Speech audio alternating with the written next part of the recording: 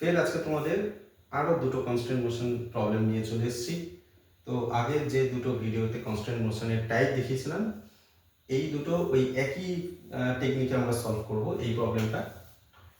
এই প্রবলেমগুলো তোমরা যারা যেই অ্যাসপিরেন্ট বা নিট অ্যাসপিরেন্ট তারা বিভিন্ন যে বই সলভ করছো বা কোচিং মেটেরিয়াল মডিউল সলভ করছো তার মধ্যে পেয়ে থাকবে।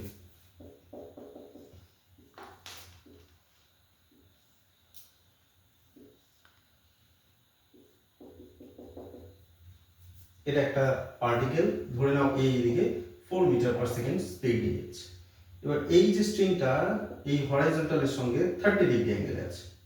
তো প্রশ্ন হলো যে এই এন্ডের স্পিডটা কত। তো দেখো, এই যে স্ট্রিং এর টোটাল লেন্থ তো কনস্ট্যান্ট, লেন্থ তো চেঞ্জ হচ্ছে না। তাহলে এই এন্ডটা যতটা এইদিকে যত ভেলোসিটি যাবে, ঠিক এই এন্ডেরও ভেলোসিটি স্ট্রিং বরাবর সেম হবে। কারণ মনে করো তো, যদি একটা ইনএক্সটেন্সিবল স্ট্রিং এরকম ভাবে রাখা থাকতো, এই বিটাকে যতটা সরাবো এও তো ততটা সরবে along the length of the string, তাই না? ঠিক এখানেও তাই, এই বি এন্ডের velocity along the length of the string যা হবে, এ এন্ডেরও velocity along the length of the string same হতে হবে। যদি এই দুটো এন্ডের velocity along the length of the string different হতো, তাহলে এই স্ট্রিং এর লেন্থ চেঞ্জ হয়ে যেত। যেহেতু এখানে স্ট্রিং এর লেন্থ চেঞ্জ হচ্ছে না, তাহলে এই দুটো এন্ডের velocity along the length of the string same হবে। তাহলে এই ভেলোসিটিটার লেন্থ অফ দ্য স্ট্রিং এর ভেলোসিটি কত, এর কম্পোনেন্ট 4 cos 30 ডিগ্রি। তাহলে আর এই এন্ডটার ভেলোসিটি ভি ও নিজের লেন্থ বরাবরই যাচ্ছে, তাহলে আমরা লিখতে পারি v equal to 4 cos 30 degree, so 2√3 metre per second. তো দেখো, এক লাইনে আমরা সলভ করলাম। তো এই প্রসেসটা আরেকটা আমরা সেকেন্ড প্রসেসেও করতে পারি এই প্রবলেমটা। কিরকম? Second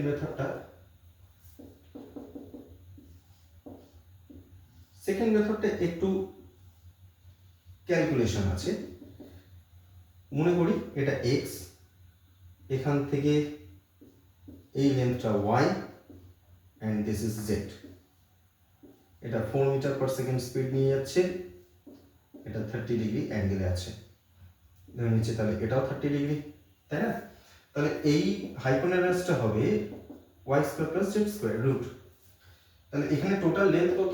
x plus root over of y square plus z square plus এই পোরশনটা একটা কনস্ট্যান্ট ভ্যালু আছে l নট ধরো, এবং টোটালটা length of the string that is constant. তাহলে টাইম ডেরিভেটিভ করলে dx dt, তাহলে এটা হবে 1 by root y square plus z square. এখানে y টা যেহেতু ফিক্সড কনস্ট্যান্ট, এটা যত এদিকে যাবে z টা ভেরিয়েবল, z চেঞ্জ হচ্ছে, তাই z এর ডিফারেন্সিয়েশন হবে 2z, তারপর dz dt ইকুয়াল টু 0। এখন যত সময় যাচ্ছে এই লেন্থটা যত, এই পার্টিকেলটা যত উপরে উঠবে x টা কমবে, তাই dx dt নেগেটিভ। তাহলে এখানে এটা লিখবো minus v plus z by root over of z square plus y square, মানে 30 ডিগ্রি রেসপেক্ট এটা বেস, এটা হাইপোটেনাস তো হচ্ছে, তাহলে বেস বাই হাইপোটেনাস মানে cos, তাহলে এটা cos 30 ডিগ্রি। আর dz dt মানে এই পার্টিকেলটা হরাইজন্টালি যে স্পিডে মুভ করছে সেটা। তো এটাকে আমি যদি v1 নাম দিয়ে দিই, তো v1 ইকুয়াল টু 0। তাহলে এখান থেকে বলাই যায় v1 cos 30 degree, same value 4 cos 30, that means 2√3 metre per second. তো এই দুটো মেথডে করা যায়। আর ডেফিনেটলি বুঝতেই পারছো, ফার্স্ট মেথডটা খুব সহজ, ওই মেথডেই করো।